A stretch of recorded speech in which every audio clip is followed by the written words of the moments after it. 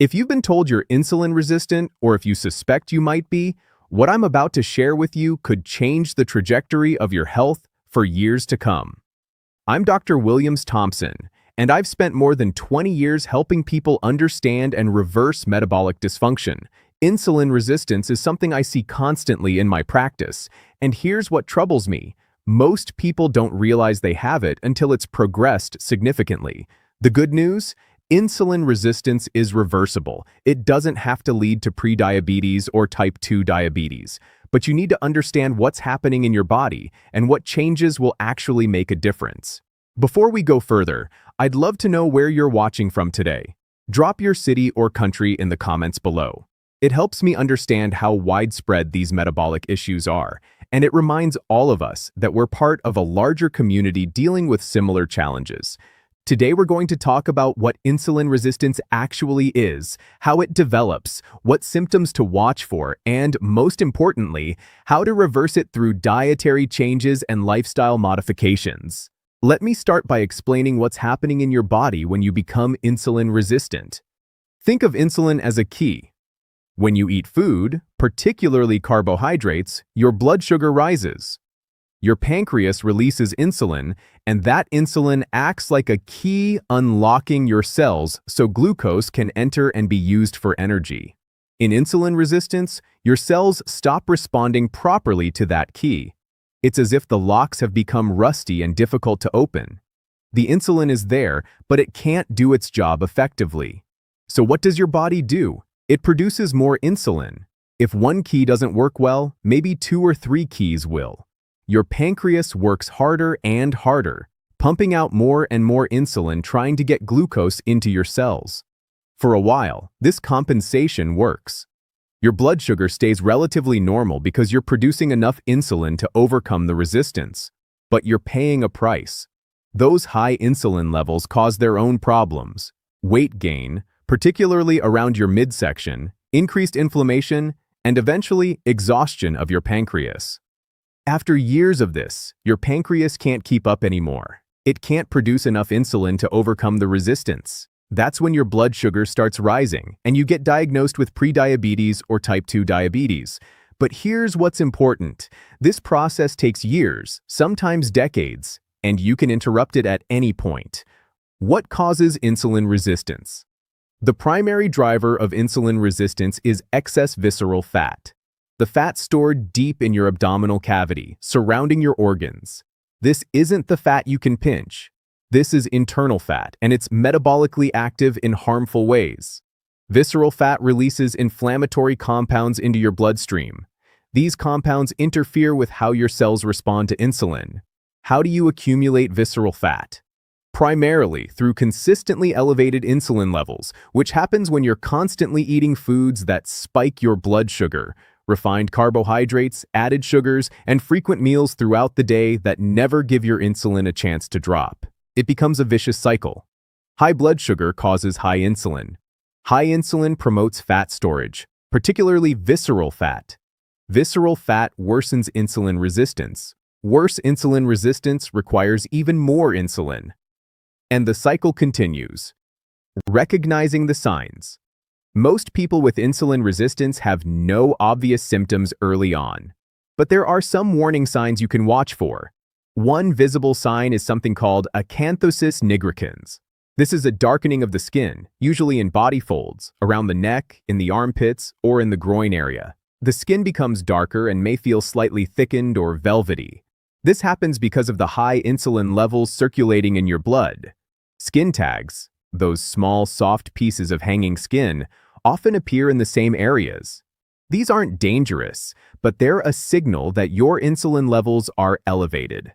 Other signs are less visible. You might notice you're more tired than you used to be, especially after meals. You might experience increased hunger and cravings, particularly for carbohydrates and sweets. You might be gaining weight around your middle even though you're not eating more than you used to. Women might experience irregular periods or difficulty getting pregnant. Men might notice decreased energy or libido. But many people have no symptoms at all until blood tests reveal elevated fasting glucose or hemoglobin A1C. That's why I encourage everyone, particularly after age 40 or if they're carrying excess weight, to have their fasting blood sugar checked regularly. If it's creeping up, even if it's still in the normal range, that's your early warning system telling you to make changes now. Standard blood work usually checks fasting glucose, which tells us about your blood sugar control. But it doesn't directly measure insulin resistance. There's a more sophisticated test you can request: fasting insulin along with fasting glucose. With these two numbers, we can calculate something called the HOMA-IR score, Homeostatic Model Assessment of Insulin Resistance. This calculation gives us a much earlier warning than glucose alone. You can have normal blood sugar but elevated insulin, which means your pancreas is working overtime to keep that blood sugar normal. That's insulin resistance, even though your glucose looks fine. A HOMA-IR score above 2.0 suggests insulin resistance. Above 2.5 is concerning. The lower the score, the better your insulin sensitivity. I wish more doctors routinely checked fasting insulin, not just glucose. It would catch metabolic dysfunction years earlier when it's easier to reverse. The dietary approach. Now, let's talk about what you can actually do about this. And I want to be clear. Dietary changes are more powerful than any medication for reversing insulin resistance. The fundamental principle is this: you need to lower your insulin levels and keep them lower for extended periods. Chronically elevated insulin is what's driving the problem, so lowering insulin is the solution. How do you lower insulin? By changing what you eat and when you eat. What to eat. First, let's talk about foods that help reverse insulin resistance. You want to focus on foods that don't spike your blood sugar, which means foods that don't cause a large insulin release. This means minimizing refined carbohydrates, white bread, white rice, pasta, baked goods, anything made with white flour or added sugar. But you don't have to eliminate all carbohydrates. The key is choosing carbohydrates that are absorbed slowly.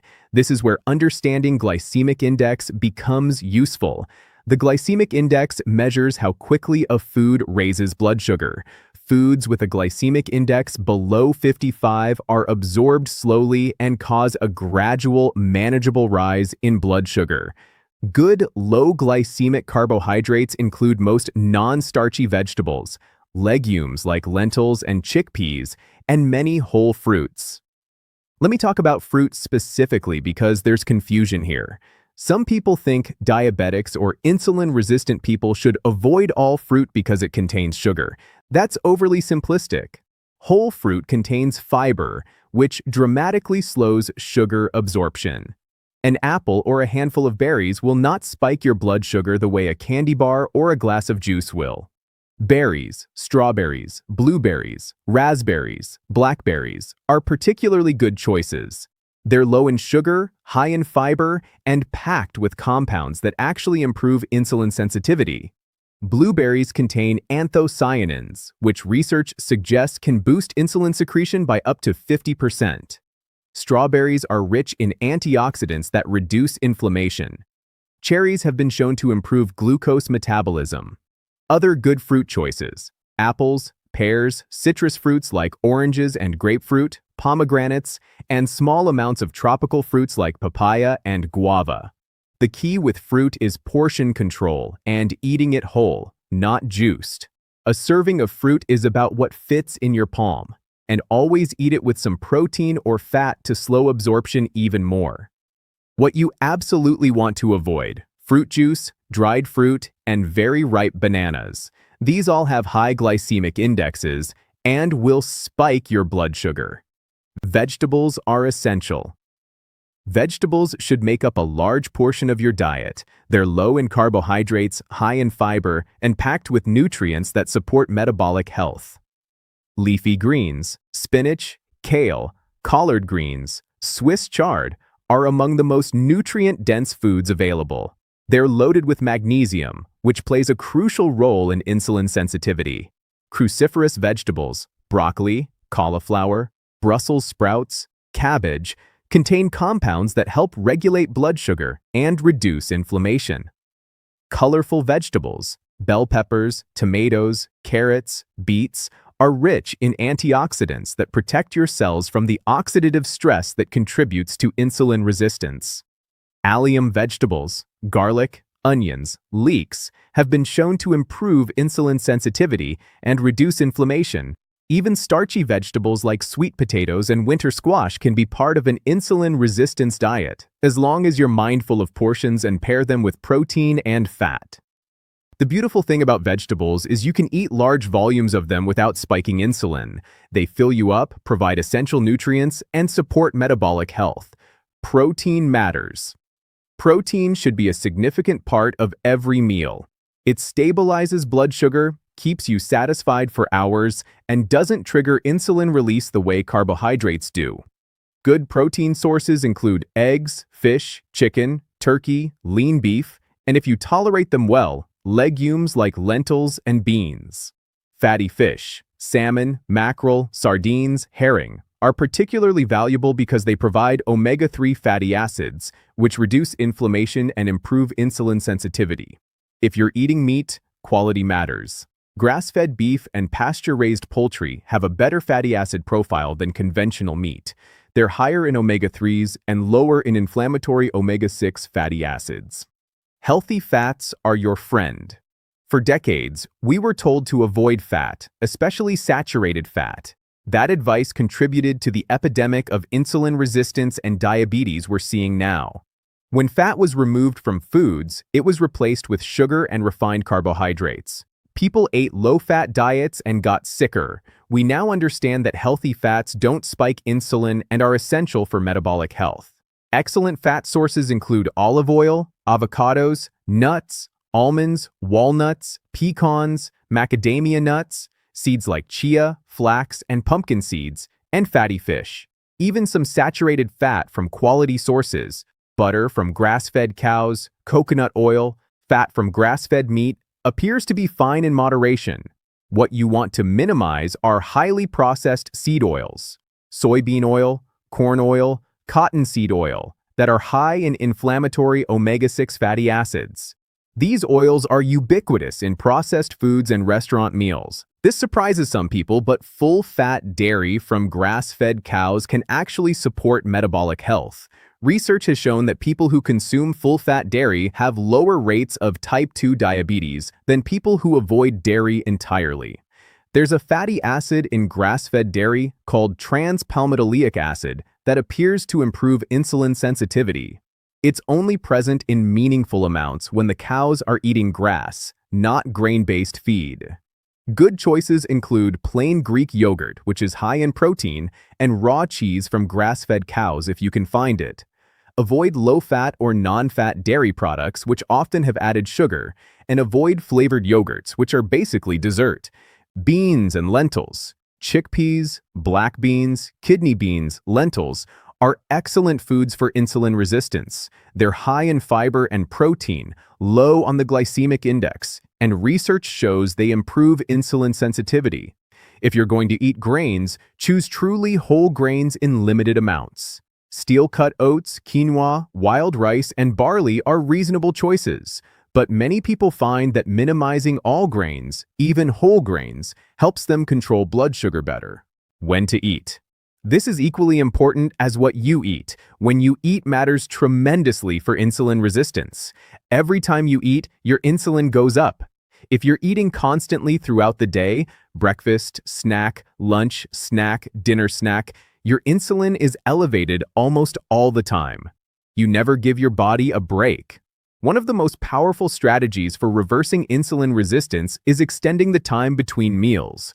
Many of my patients have found success with eating within a restricted time window. For example, eating all their food between noon and 8 p.m. and fasting the other 16 hours. This is sometimes called time-restricted eating or intermittent fasting. During the fasting period, your insulin levels drop. That's when your body can start accessing stored fat for energy, and your cells can become more sensitive to insulin again. You don't have to start with 16 hours. Even extending your overnight fast to 12 or 14 hours, basically not snacking after dinner and not eating breakfast immediately upon waking, can make a difference. Some people do well eating just 2 meals a day with no snacks. Others prefer 3 meals with no snacks. The key is avoiding constant grazing throughout the day, and there's evidence that eating earlier in the day is better than eating late. Having a substantial breakfast and lunch and a very light dinner, or even skipping dinner, aligns better with your body's natural rhythms. What about supplements? Several supplements have research supporting their use for insulin resistance. Berberine is a compound from plants that has been shown in multiple studies to improve insulin sensitivity. Some research suggests it's as effective as metformin, the most commonly prescribed diabetes medication. The challenge with berberine is absorption. A newer form called dihydroberberine is absorbed much better. Ceylon cinnamon, not cassia cinnamon, which can be harmful in large amounts, has been shown to improve insulin sensitivity and lower blood sugar. Magnesium is crucial for glucose metabolism, and many people are deficient. Supplementing with magnesium glycinate or magnesium citrate can help. Chromium picolinate, alpha-lipoic acid, and vitamin D have also shown benefits in research. But supplements are supplements. They supplement a good diet. They don't replace it. No supplement will reverse insulin resistance if your diet is poor. Exercise is non-negotiable. I cannot overstate how important physical activity is for reversing insulin resistance. When your muscles contract during exercise, they take up glucose from your bloodstream without needing insulin. Exercise literally bypasses insulin resistance. Even a single bout of exercise improves insulin sensitivity for hours afterward. Regular exercise creates lasting improvements. You don't need to join a gym or run marathons. Walking after meals is incredibly effective. A 15-minute walk after lunch and dinner can significantly blunt the blood sugar spike from those meals. Resistance training, lifting weights, using resistance bands, bodyweight exercises, is particularly valuable because building muscle improves your metabolic health long-term. Muscle is metabolically active tissue that helps regulate blood sugar. Find movement you enjoy and can sustain. The best exercise is the one you'll actually do consistently. The weight loss factor. Losing even a modest amount of weight, just 5 to 10% of your body weight, can dramatically improve insulin sensitivity. If you weigh 200 pounds, losing 10 to 20 pounds can reverse insulin resistance. You don't need to reach an ideal body weight to see major benefits. The weight loss happens naturally when you follow the dietary principles I've outlined. When you lower your insulin levels by changing what and when you eat, your body can finally access stored fat for energy. The weight comes off without extreme calorie restriction or constant hunger. Practical implementation.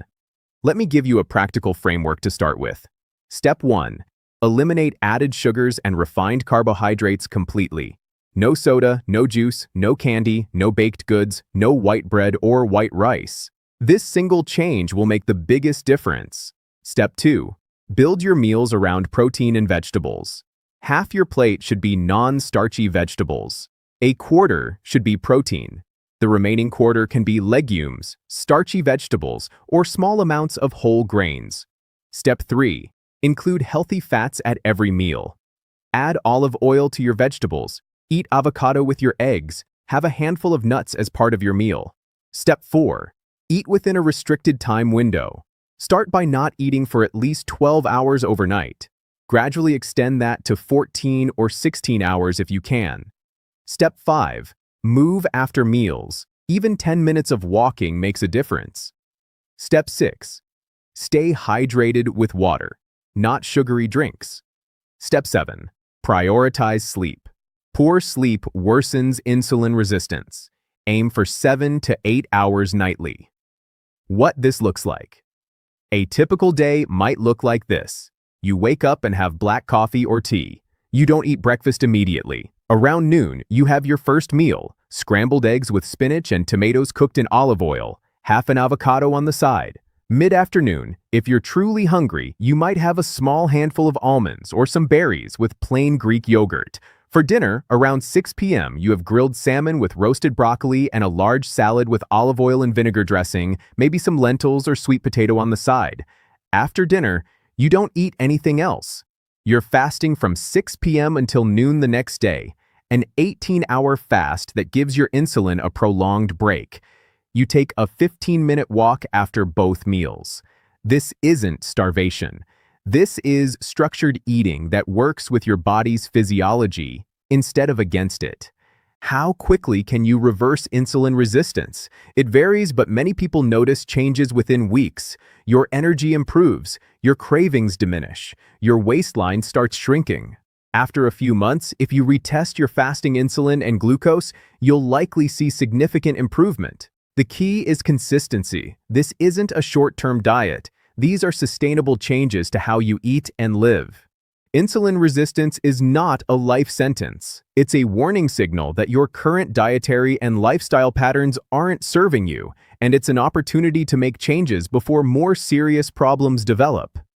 You have more control over this than you might think.